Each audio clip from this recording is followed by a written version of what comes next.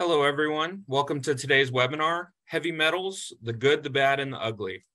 My name is Patrick Williams, and I'm the managing editor of Cannabis Business Times. So heavy metals are everywhere, even in fertilizers. But which ones are toxic, which ones are safe, and which ones are considered safe within tolerable limits? Today, we're going to be learning from Emerald Dan and Cortland Erickson from the Emerald Harvest team to explain the risks of heavy metals in the fertilizer market and how you can best protect your plants, your customers, and your investment from heavy metal toxicity. So before we begin today's presentation, I just want to make a few quick notes. You'll see at the bottom of your screen a Q&A button.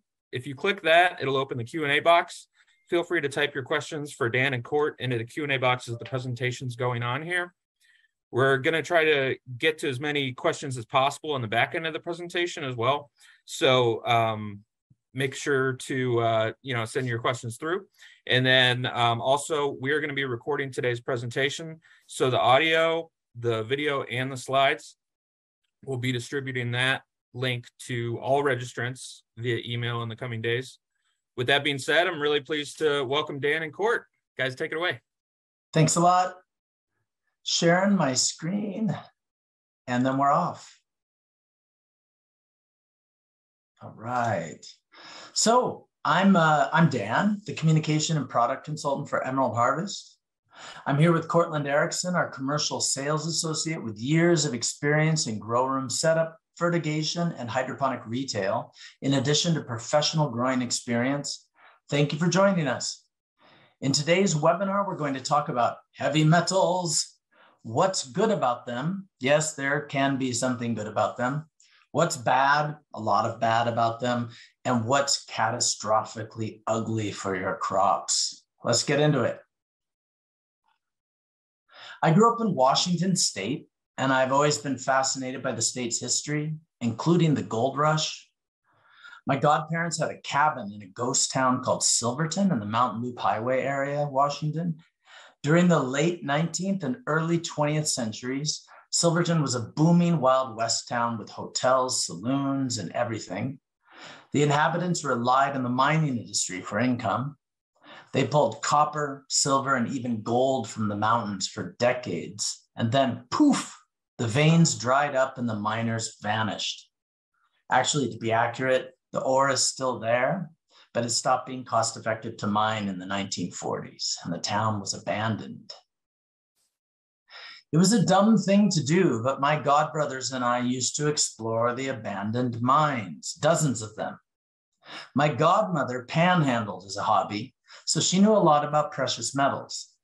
She didn't like us going into the mines, but she knew she couldn't stop us, so she at least warned us that if you start feeling dizzy, get out of there fast, and whatever you do, don't touch the walls, especially where they bleed red and you see streaks of trickling silvery liquid. Guess what she was referring to? Not silver. Silver ore is bound up in the rock itself. It doesn't bleed or run down the walls of mines like a liquid. She was referring to arsenic and mercury. Both of these toxic heavy metals seeped from the mountain down the rocky walls and into the mine. Arsenic can go through the skin. That's why she didn't want us touching the walls. While mercury vapors can be breathed in. We had no business being in there, stupid kids. Now we're in the midst of a green rush. Just as Clint Eastwood, Lee Van Cleef, and Eli Wallach were chasing gold in the good, the bad, and the ugly, growers today are chasing green, and in more ways than one. And heavy metals, they're not finding their way into our grow rooms as they found their way into Silverton's mines, or are they? As the hydroponics industry continues to transform itself, and cannabis becomes legal for medicinal and recreational purposes in more and more states and countries, we may believe that we are transcending our Wild West days as an industry with better regulations to protect growers, end users, and the environment alike. However, there's still some work to be done. It's still a vigilante situation in a lot of ways. Let's look at how heavy metals get into your valuable plants and how to determine the heavy metal content of the fertilizers you buy. But first, let's define what we're even talking about. Heavy metals are defined as chemical elements with high weight and density, at least 5 times greater weight than water. Biologically, heavy metals refer to a series of metals and metalloids that can be toxic to both plants and animals, even at low concentrations.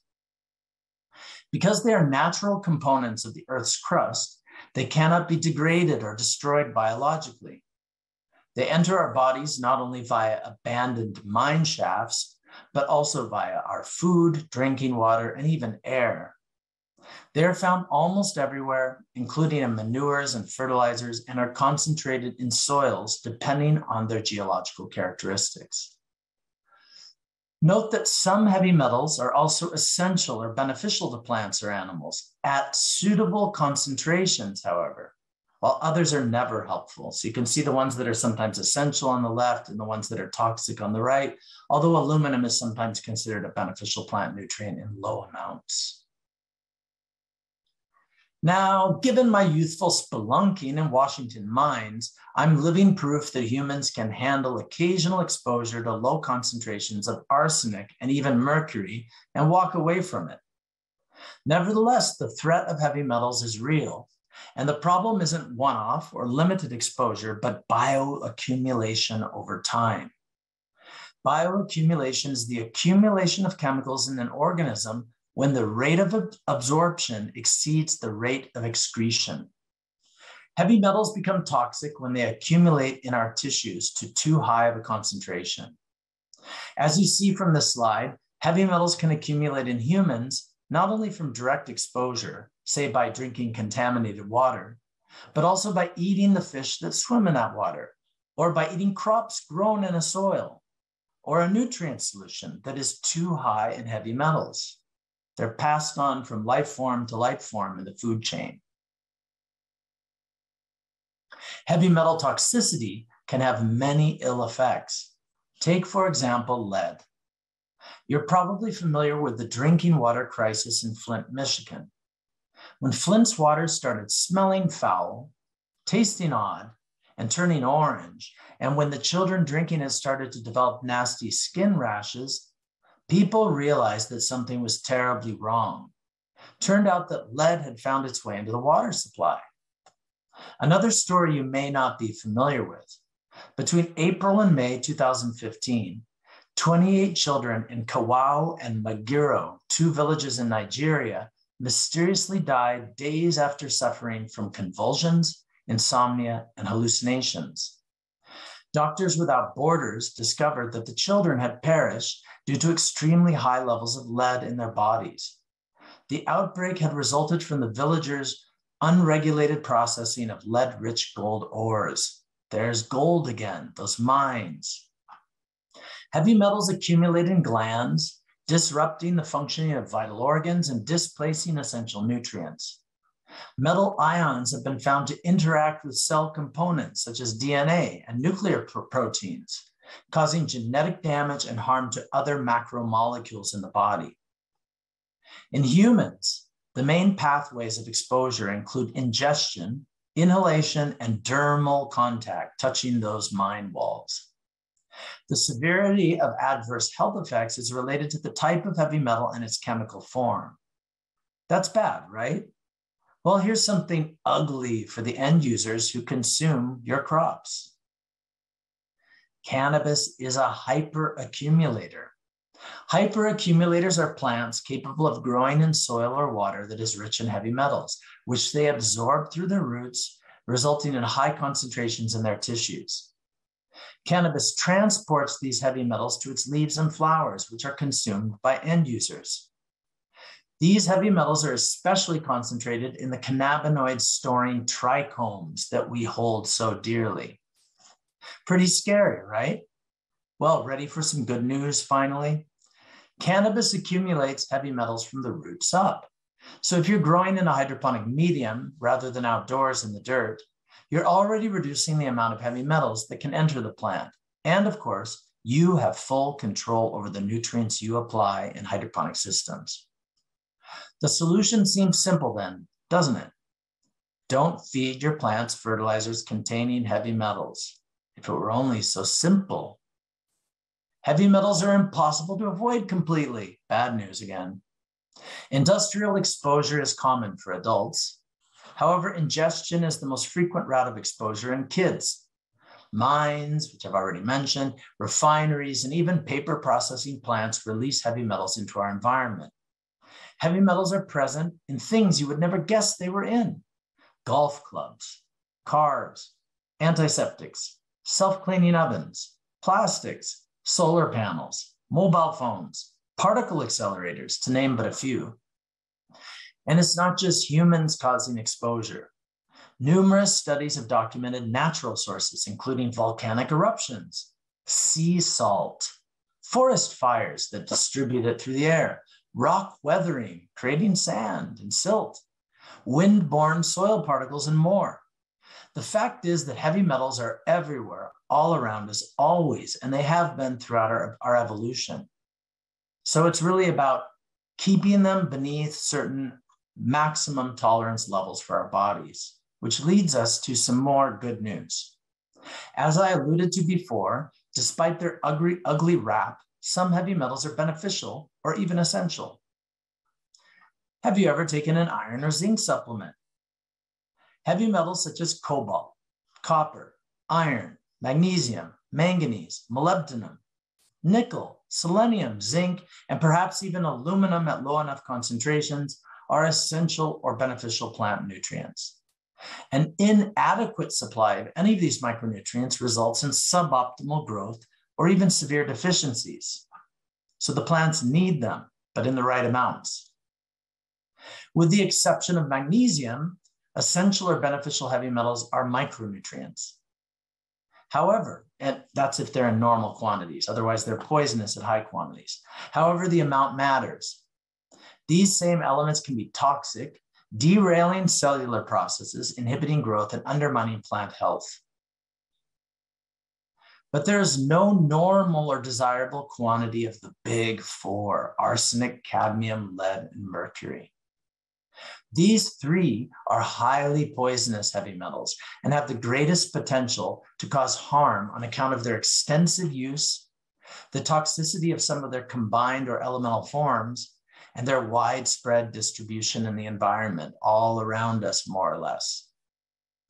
These are systemic toxins that are known to induce organ damage in humans, sometimes multiple organ damage, even at lower levels of exposure.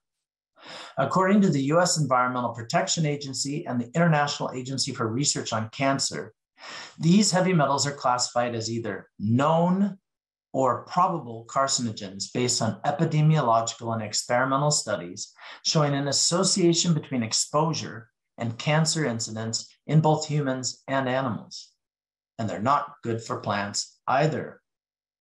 In your plants, the most noticeable effects of these heavy metals and other heavy metals that are beneficial but at high levels of toxicity are inhibition of growth, chlorosis or yellowing, necrosis or tissue death, leaf rolling and other deformations, altered stomatal action, decreased water potential, effluxifications, alterations in membrane functions, inhibition of photosynthesis and respiration, altered metabolism, and disruption of the activities of several key enzymes. In short, they kill your plants. And of course, yield reduction is one more consequence among the many undesirable effects of high concentrations of heavy metals in plants, particularly the big four. And these issues can occur independently or in tandem with one another. God, I'm just full of good news in this webinar. All plants respond to increased heavy metal concentrations in their immediate environment. The nature, direction, and magnitude of these responses depends on the concentration and duration of exposure. At low concentrations, whether it's a non-essential and harmful element or an essential element, at low concentrations, few of these heavy metals adversely affect plants. Although the big four have very low deficiency zones, right? Well, we shouldn't even call it deficiency zone, but they have very low safety zones. In excess, the same heavy metals, even if they're considered nutrients, cause problems. In simple terms, the dose makes the poison. Take the effects of copper, a micronutrient, and its concentrations in spinach leaves. As this graph from one study shows, as copper concentrations in the aerial parts of the plant increases, the dry weight of the leaves first increases before decreasing significantly. Low doses induce a series of stimulatory responses to plant growth, increasing weight. However, a high amount of copper is toxic, resulting in reduced leaf weight and decreased yields. The plants require an optimal concentration of copper for proper growth and development. And that goes for every micronutrient, but especially for the heavy metals because they are so toxic at high levels. This also illustrates an odd phenomenon called hormesis. You may have seen it in certain spy thrillers or the cult classic, The Princess Bride. Someone takes small doses of a poison to develop resistance or immunity. In fact, Nero, the Emperor Nero, his mother did it to herself so that her son couldn't poison her. But even beyond being able to foil your enemies through hormesis, through taking low doses of a poison to increase your tolerance to that poison, or even develop an immunity to it, hormesis means that small enough concentrations, they stress the organism just enough to provoke a healthy response rather than a hurtful one. But if you get those concentrations wrong, or let exposure go on for too long, and you or your plants, well, you may be sorry. Beyond hormesis, plants have other tools for reducing the toxicity of heavy metals they're exposed to. They can activate antioxidant enzymes, which prevent or repair oxidative stress damage. Chelation can also help by capturing heavy metals and holding them, preventing them from doing their damaging work. Another mechanism is reducing the mobility of heavy metals within plants and much more. So like making it harder for them to get around. It's another thing chelation can do internally. However, even with those tools, remember there is no such thing as a safe amount of an unsafe chemical when exposure is prolonged because many of them build up. Even small amounts of heavy metals that linger in the environment or in your body can pose a health threat. Ready for more ugly news? Cannabis is such a strong hyperaccumulator that it can be used in bioremediation, the process of using living organisms to remove contaminants from the environment. In the 1990s, for example, cannabis was planted to extract heavy metals from soil near the site of the Chernobyl nuclear reactor, including radioactive heavy metals. The plants just sucked them up. So what does this mean when you're growing medicine?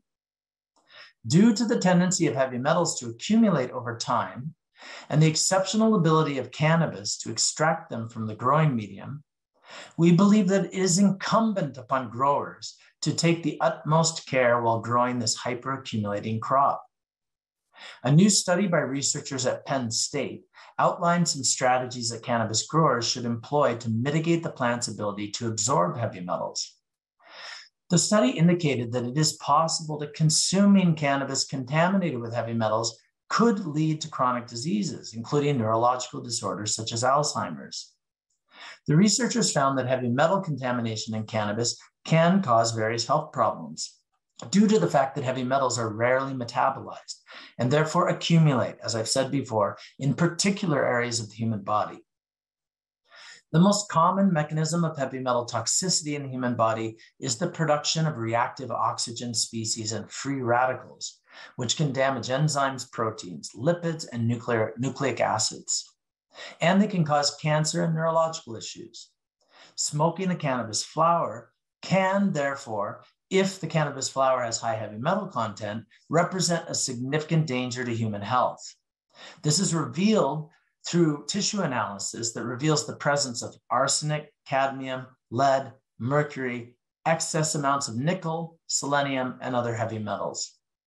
It is disturbing that cannabis products being used by consumers, particularly by cancer patients, may be causing unnecessary harm. So it's really incumbent upon the nutrient companies and upon the growers to do their homework and to be delivering good, clean product. But how low is low enough? All this puts growers in a kind of gunslinger's standoff. You want your buds to contain the lowest possible concentrations of heavy metals, but it's impossible to eliminate them entirely. That's a really key message here. It's impossible to eliminate them entirely. The world is full of them. But what about organics then? There is increasing evidence that organic fertilizers can have high concentrations of arsenic, cadmium, and lead, so you can't escape it there either. In addition to essential and beneficial heavy metals such as copper, nickel, and zinc, manure and compost are the primary sources. Mineral fertilizers also contain heavy metals, of course, with federal statutes allowing reclassified industrial wastes to be used in fertilizer manufacture, provided that such use constitutes beneficial recycling and that the concentrations of hazardous constituents in the resulting fertilizers do not exceed the treatment standards specified for wastes. Phosphate fertilizers also inherently contain small amounts of heavy metal contaminants, which are typically minor constituents in phosphate rock. Varying amounts of these heavy metals are transferred to phosphate fertilizers and later applied to plants. It depends upon the source, the quality of the source. These heavy metals can get transferred to the foods we eat as well and the cannabis we consume. The reality is that safe limits are often set by what is possible to achieve rather than what would be optimal to achieve. All nutrient products contain some trace amounts of heavy metals, but these amounts should fall under safe or tolerable levels. And this is a chart with various standards for daily consumption of different heavy metals. So the standards even differ by the regulatory body, you notice. There isn't agreement, scientific agreement. In hydroponic systems, growers have total control over what they feed their plants. That's why the choice of fertilizer is the #1 most important consideration for keeping heavy metals out of cannabis. But don't forget that many heavy metals are necessary for plant growth. I can't reiterate that enough. Cobalt, copper, iron, magnesium, manganese, molybdenum, nickel, and zinc all play essential or beneficial roles in plant nutrition in the right quantities. The right nutrient program supplies these elements in safe amounts and at precisely the correct time in the crop life cycle to confer maximum benefit. Moreover, it will do so without any guesswork on the part of growers and without anxiety about toxicity or ingredient quality. But who's looking out for you as you navigate the green rush? The Association of American Plant Food Control Officials is the big name to know for heavy metal standards. The AAPFCO positions itself as the model for fertilizer regulation in North America. Its members include the regulators in each of the United States, Canada, and Puerto Rico. The AAPFCO recommends the maximum heavy metal content as part of its mission to, quote, promote the safe and effective use of fertilizers and the protection of soil and water resources, unquote. According to the AAPFCO, fertilizers that contain guaranteed amounts of phosphates and or micronutrients are considered adulterated when they contain heavy metal concentrations greater than the levels listed in this table. So they have them listed by ppm per 1% for the phosphorus products and then by micronutrient. When selecting a nutrient product, we recommend that you check the ingredients. The source ingredients should be derived from high quality raw materials and the label information should be free of confusing or misleading language. That's a real warning sign if it contains that kind of language. Look for heavy metal testing results that indicate an absence of trace heavy metals, or at least extremely low quantities far below the standards, the maximums. Each product label should provide a URL for test results on a regulatory website. Then check these regulatory websites and look up the heavy metal content of each product. It's worth noting that some states and countries also specify their own limits for the big four, the worst of the heavy metals, in various products. California has limits for cannabis specifically. In just a moment, I'll show you how to search for information about how products measure up to AAPFCO and other standards. Here's a sample label from our product line, just to show you where to find stuff. Let's take a quick look. The essential plant nutrients are the first heavy metals we see. In fact, the only ones we see on this label. They include the heavy metals cobalt, copper, and so on, and they're found in the guaranteed analysis. And then below that, the derived from statement tells you the actual ingredients in the bottle, from which everything on the guaranteed analysis is derived. The URL to the AAPFCO site is indicated in the paragraph beneath the product description on the left side of the label. So on both of these labels, on the left, underneath where it says professional two-part nutrient series, and in those paragraphs, information regarding the contents and levels of metals in this product is available on the internet at blah, blah, blah. Still, other heavy metals sometimes are named or alluded to in the caution and warning sections of the label. This isn't the case with ours. Another thing to note about the regulatory values is that, depending on where the product was tested, you might find different numbers for the same label because different states are stricter than others. Each regulatory authority, in this case, each state, establishes the lower allowed limits of heavy metals based on analyses conducted by independent lab testing. However, I should say the upper allowed limits, sorry. However, Oregon regulations, for example, may be more stringent. Oregon is really the strictest state and require the measurements of heavy metals at low ppm levels, while other states might just list that particular metal as being below a detectable limit or even undetectable. So what might be detectable in Oregon, you might look in Washington or California and it will say below detectable limits, or it might even say undetectable. So here this ND is non-detectable. So that means not detected, it means, and BDL means below detectable limit, although we don't have an example of that here. It's important to remember, I'm not putting this General Hydroponics Ripen as an example because it's high in heavy metals. Actually, in this case for General Hydroponics Ripen, California did not list detectable amounts of cadmium, mercury, or lead, but Washington and Oregon did. And in any case, all of the big four listed here are well below the allowable limits in each state and below the allowable limits by the AAPFCO, if I got that right. It's so hard to remember that acronym. Now let's look at how to find that information yourself. For example, you can search the California Department of Agriculture site to find heavy metal test results. California is the easiest one to access. Take a pic while I'm explaining this. Take a picture of the slide so you can follow the instructions on your own later.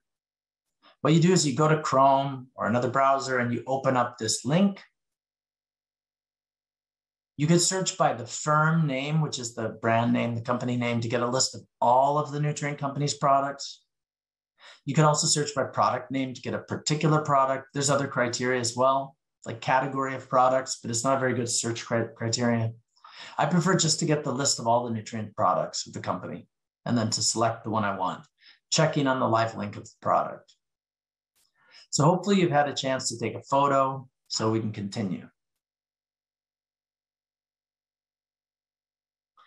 That's almost it for today before the Q&A. As homework, you can use what you've learned here to look up our labels or the labels of any competing nutrient brand and find out their heavy metal content. We have nothing to hide. We take pride in making clean, professional grade nutrients that give your plants everything they need and nothing that they don't need. Emerald Harvest mixes the purest nutrients possible, not just so your plants reach their maximum genetic potential, but also to ensure a safe, clean end product. With Emerald Harvest, you'll cultivate the cleanest product possible and end users will appreciate it. I do want to add, however, because we're pitching our own products a little bit here, there's a lot of good brands on the line, on the market out there, and you can search for your favorite ones and find out what's in them. Many consumers are conscientious about eating organic food, for instance, or adhering to low sodium diets or drinking sugar-free soda or whatever they're doing. But how many people think about heavy metals when they smoke or ingest cannabis products? Not many of us do, I would guess, but I believe that more of us should. Thanks for listening. Please remember to read the white paper from Emerald Harvest on heavy metals. If you enjoyed this webinar, I think you'll find it interesting. Cord and I are now ready to field your questions. Thank you so much, Dan. Just as a reminder for our audience, there's a Q&A box. You can drop your questions in there. We'll try to get them all answered. So yeah, as Dan mentioned, we have Court Erickson joining us as well for the Q&A. And we'll get started here. We have a few questions that have come in. One is from a organic no-till grower, and they were asking if you could talk about problems reusing soil and using dry amendment top dresses. I mean, depending on how long that soil's been sitting there, of course, it can accumulate anything from the environment. But I mean, I would just do my due diligence and get that soil tested, get your water tested. Also, take a look at the website that Dan had brought up, and look at the levels that were tested in the top dressing additives. Dan, anything to add to that? No, but just, yeah, like, I mean, I think the person who asked the question knows this, it's implied in the question, but soil is actually more difficult to control for heavy metals than hydroponic systems. And that's not because soils are bad, it's just because soils are outdoors and not, carefully calibrated in these enclosed systems. So so it's very regional all over the world, the concentrations of different heavy metals. And it can change by very small localities, near a river, maybe near a mine, for instance, any of that. Thanks. So you had mentioned a white paper. Where can audience members find that? Where can they actually? I believe it was distributed by Cannabis Business Time, no? Yes, so we can, we can provide some information here when we post this in our archives here. So we'll send that along with the webinar itself here, this recording. Mm-hmm. And additionally, someone was asking about reduction in photosynthesis due to heavy metals. When we talk about that, what exactly is the process? Is it maybe CO2 not being absorbed properly, or the light absorption process being reduced? I don't know specifically, but one is about the stomata, right? So it affects the opening and closing of the stomata on the leaves. So it is affecting the exchange of oxygen and carbon dioxide, for instance. But there might be cellular processes going on as well, because heavy metals affect a lot of, they damage the DNA and other macromolecules within cells. They can cause, for that reason, they can cause lasting damage to plants. So even if the heavy metal damages, in the short term, it causes the damage, and they aren't metabolized very easily, but some of them are more or less soluble. And even after they've gone, they may cause genetic damage that's affecting the growth. Thanks. So we have a question from someone who works for a soil manufacturer. They were wondering if you could comment on regional environmental heavy metals. I believe they're asking for heavy metals that are present in water as well as air. And are there any preventative measures beyond high quality assurance and quality control practices? Not that I know of course. I mean, outdoors is not much you can do. I mean, it's all about the location, but indoors in greenhouses, there's, filtration systems to put in place to kind of help with these things. But I'd say location, and also just doing your due diligence on your equipment and your inputs, your fertilizers, your medium. So, yeah. I wonder if there's any treatments for soils, however, because we mentioned Chernobyl, for instance. I wonder if there's ways there, but I mean, that would be a huge investment on the part of a grower losing a whole crop or something like this to plant a bioaccumulating crop to try to clean up soil with high concentrations of heavy metals. But that's what they do industrially. That's what they do to clean up like Superfund sites and things like this sometimes, or they use chemical processes. Yeah, so, I've heard of mushrooms being a bioaccumulator. So also, I mean, yeah. So that could be an answer. We have another question here surrounding results, which stipulate or differentiates between soluble and insoluble quantities of nickel, for example. Is it correct to say that only the soluble amount is what will be absorbed by the plant? Yeah, that's too technical for me, but that sounds right. It has to be in a nutrient form. And anyway, a lot of these heavy metals are difficult to absorb. I mean, they take chelators. Iron is not going to be absorbed at all, or if not, or at least insufficiently without chelation, unless you actually have natural microorganisms, you're working outdoors. Like in hydroponic systems, that's why we have to chelate the heavy metals, is to get them into the plant to begin with. And likewise, chelation can actually reduce the accumulation of dangerous heavy metals as well, like in soils and other media, because they latch on to heavy metals. So they can make them more available through the roots, but they can also sort of isolate and grab and hold on to heavy metals as well. So would you say that well water is more susceptible to heavy metal contamination? And what measures would you take to eliminate or control that? Would that involve filtration of some sort? Yeah, I'd definitely say so. You're definitely going to find those heavy metals within your well water, especially depending on the location. I mean, any filtration system for your water is definitely going to help. Reverse osmosis, for one. To eliminate any pathogens or bacteria, I'd be adding a UV filter. Yeah. Dan, anything to that? No, I don't know, but I would assume that would be true about well water.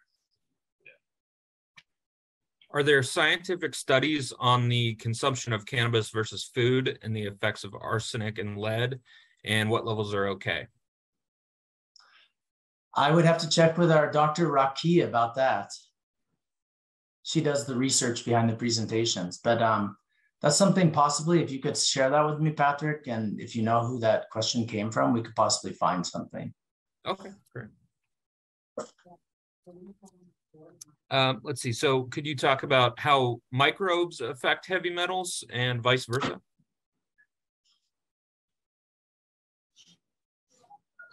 Dan? No. That one I'd have to get back to you on. Yeah. Sure. Is there a significant difference in the amount of heavy metal accumulated by cannabis grown under hydroponics versus aeroponics? I'm sorry, repeat it. If you're growing in a hydroponic system versus an aeroponic system, does that affect the amount of heavy metals that can be accumulated by the plant? Oh, I wouldn't say so. I mean, possibly the heavy amounts of oxygen can kind of change what's going on with these heavy metals. Yeah, I would say, you know, like it depends on the system and how much oxygen is going into the system, because, you know, heavy amounts of oxygen, like we were just talking about this, Dan, like an ozonator. Yes. How it affects the metals going through the system kind of can change pH along the irrigation system. So, you know. And did you ever solve that mystery? No, I'm still working on it, but yeah, there's some issues out there using these ozonator systems in line with irrigation system, how it changes the pH and kind of has some reactions with the metals inside your system. Oxidation. Yeah. So if I'm understanding this question correctly, could you talk about what some of the principal sources of heavy metals are in an indoor cannabis cultivation, in instances where those heavy metals go over the allowed limits or safe limits, and what's often causing that in an indoor grow?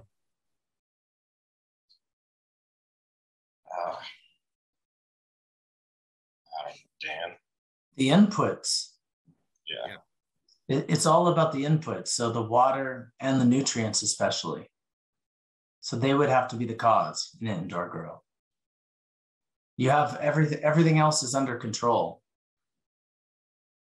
So if you're not introducing it to that controlled system, it can't get in. While outdoors, there's all kinds of environmental factors. All right. And then we had a question just basically asking, how scared should we be of metals? This person is in Oregon, and they had spoke with some health authority figures out there, and they apparently those regulators or authority figures had told them that they hadn't seen any proof of anyone, being harmed from heavy metals per se, but how serious is this? It sounds like it's quite serious based on a lot of what you discuss here. I don't think the thing about it, I can give a little bit of an anecdote conversation with my wife. So my wife is way more into, leading a very pure lifestyle. She's really serious about that, to the point where I put that scale remover on our tub, which has a lot of chemicals in it, and I'm breathing it in. And she doesn't want the children in the room for 6 hours and these things. And I tried to explain about hormesis again. So this idea that actually small amounts of toxins, most toxins, if we're not talking about things like cadmium, which is rarely good, but even perhaps the big four, low doses our bodies are prepared to deal with already. They've been in our environment throughout our evolution, and may even strengthen us to, that's the problem of keeping kids away from dirt when they're little, not allowing them to get dirty. They can actually have immune problems later on. You actually have to, there's certain things that are anti-fragile, so things that get stronger from stress. And many processes within the human body, the immune system and other processes, are anti-fragile like this. So I do think it's very easy to overblow the situation. We're not claiming that there's some epidemic of heavy metals that's like poisoning cannabis users. But I do know that prior to legalization, there was very little regulation of the industry. And I think it was more of a problem then. And you even got things like paclobutrazol being used in bloom boosters, and it's a known carcinogen. It's banned by the EPA, and because you had nobody really looking at what they were putting into these products. And those products have been taken off the shelves. So in a way, I think the problem used to be worse. That's why we're using the Wild West analogy. But I still think it's worthwhile to try to limit the heavy metals as much as possible, because people are being exposed to them through multiple sources. So it is better, in my opinion, to try to choose a brand and to just check brands and compare them and try to get the lowest dose of heavy metals to your end users. Realizing that all of us are getting heavy metals from all kinds of sources at normal levels as well. So the less we try to accumulate in general as a principle, the better. But no, we don't want to we don't want to overblow it too much. This isn't some sort of crisis that we're revealing some, big journalistic story that, oh my goodness, heavy metals, everybody's ingesting them, and in 20 years, we're all going to be in trouble. We don't think it's that case, but we do know we're going in the past decade from a period of almost no regulation of inputs to, or even, companies playing games with the regulators about the inputs. I know of some cases of that, to a more serious industry that I think has the end user in mind and is doing more to protect. We're trying to highlight ways that you can find out and do the research, basically. And going along with that, for soil testing, do you suggest to measure total metal abundance or the dissolved fraction of heavy metals? Court. You might as well do both. Sure. So someone had asked, what are the max levels of heavy metals we should be aware of when purchasing cocoa and or potting soil blends? I take it it's often under the limit, right? Yeah, I don't know about the growing media as much, but again, the same standards, from the AAPFCO, they're applying to fertilizer products. But I don't know the right answer to that regarding coco coir, but they might have similar standards if you actually looked on their website for other inputs. So you mentioned that plants do not take up heavy metals through the foliage. How do we know this, and have there been studies on that? I wouldn't make an absolute statement of that. I said it's from the roots up, but most heavy metals are not very easily water soluble, like we just discussed, if they are at all. That includes the micronutrients that the plants need. So it's just much more difficult, even more difficult for it to be taken up through foliar means, which is less absorptive than the roots. So the foliar sprays, they need even more help, like with the surfactants, to make sure you get an even coating over the entire surface, et cetera. That's not, so, but I wouldn't say that they can't be taken up by foliar. Okay. I know if I touch arsenic on the mine wall, again, that's a bit of a dramatic story too, because the arsenic found in mines is actually, it's in ore form. It's very dilute. So I would have to go in there every day and be harming myself, like maybe for a week, exploring dozens of mines before I'm going to have problems. But that can get through my skin into my body. I remember it even like coloring my skin orange after being in there. Wow. Could you speak to, is there a universal way to flush out heavy metals from the cannabis plant system? Or are there specific ways to flush out heavy metals if there's, I don't know, a specific issue in a certain situation? That I'm not sure about, but I imagine it's something that you would need to do over time. Yeah, I mean, same problem getting them out though, right? Once they're in. Right. What goes in with difficulty comes out with difficulty. That's the problem with accumulation. Again, it's wrong to say that once you get these heavy metals in your body or in a plant, that they're going to remain there forever, that they don't wash out. But it's a very slow process. Fortunately, it's also a slow process of getting them in. But once they start to accumulate, that's when you start encountering health issues. But how to flush them out, not sure. Same way as with nutrients, probably. So we received a little bit of a tangential question. Do you believe inorganic contaminants like PCBs and PFAs could be a large problem or concern in the future? This person said they've been experiencing microplastics and waste becoming a concern in land and waste contamination. Sure, I personally think it's a huge problem. And again, because of the size of the particles, they're getting everywhere. They're getting all throughout the seawater. I don't know how they would affect crops. I don't know what the impact of that is. I know with human beings, when fish and other organisms that we consume ingest them, then they're passed on to us. But yeah, I suppose if the particles are small enough, they're just getting everywhere in our environment, all the waste. Dan, you had talked a little bit earlier about different geographic areas and regions potentially affecting heavy metal content. Could you talk about that a little more? I know you said if you're near a mine, for instance, that could have a large effect, or possibly a river. What are some other situations where heavy metal accumulation could really be high compared to other areas?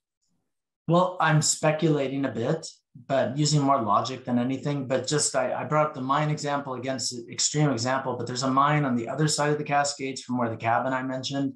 It's in a town called Holden, and it's a huge open mine, and it's a Superfund site. It still hasn't been cleaned up entirely, but the water is draining out of the mine. It's a source of water to the river going into Lake Chelan, and then Lake Chelan is a source of water and a place where people swim in Washington, if anybody's from Washington. Again, I'm not saying that Lake Chelan's poison, but it's just that near the delta of that river that comes out of Holden and goes down to Lake Chelan, you're going to have a much higher concentration. And the delta meaning even the surface areas where it washes out. So it's going to be depositing all of that. And you can even see it in the color of the sand. It has an orange tint. That doesn't mean it's all arsenic or mercury and things like this. It's also copper. So what's interesting is that in areas, whether it's a mine or just in the surface of the rock that has a high concentration of metals of any kind, whether they're precious metals or iron, they tend to cohabitate. So you tend to find all the heavy metals together. You know, so you have rarely do you have just a copper mine, just a silver mine, or just sediment that contains only, you might have higher concentrations of one or the other. But I would say in proximity to sources of ore, maybe and also volcanic debris and things like this, you would have higher concentrations. Can you speak to the heavy metals of fast and slow absorption? Which ones absorb at different rates? Yeah, I'm not sure about that. I don't have that level of detail. I'm sorry. Yeah, not either. Sure. They have different qualities too. Again, so like we were talking about mercury. Mercury can't really go through the skin. You can hold a ball of mercury in your hand, but if you breathe it, you're going to poison yourself because it gives off fumes. Well, arsenic's the opposite. Arsenic, you could just, probably wash your hair with it, but no, you couldn't do that because it would get into your skin. But you could just, it's not so much of a problem. It's not giving off gas, but it rather goes through the skin tissue or gets ingested somehow. So I think it depends on the properties of the heavy metal. This person had sent a clarifier. They meant absorption in the plant. They said, at rates of absorption. I'm not sure about that. Yeah, sure. Again, I think it's difficult, much like micronutrients are difficult to absorb. That's why they need help. Or if you're growing outdoors, of course, someone brought up microbials. The microbes are doing all that work that the chelates need to do in the hydroponic system, right? Definitely. Could you speak to mixing nutrients? Is that something that growers should do, or is that more experienced growers that should do that? Or could you talk about that a little bit? Just mixing nutrients in general, or mixing different types, different brands, or making your own nutrients. Either or, I guess, if you could speak to both. Well, I don't want to jump. This is more your area, Court, but I do want to say that one thing as a company we recommend is that you choose a line. It doesn't have to be our line. It can be any line that's reputable. And, most of the brands out there are reputable. We're not a company that trashes our opponents, but our competitors, right? But it's better to choose a brand because that company, that brand will have designed its products to work together, right? So when you use the base nutrient and all of the supplements together, if it's a well-made line, you're really going to get a complete feeding program. And we like to joke that if you have a horticultural degree, you can try to do it on your own. But seriously, someone with a horticultural degree could make their own nutrients from raw materials. They could have their own mix. Lots of people have done that. What's your view, Court?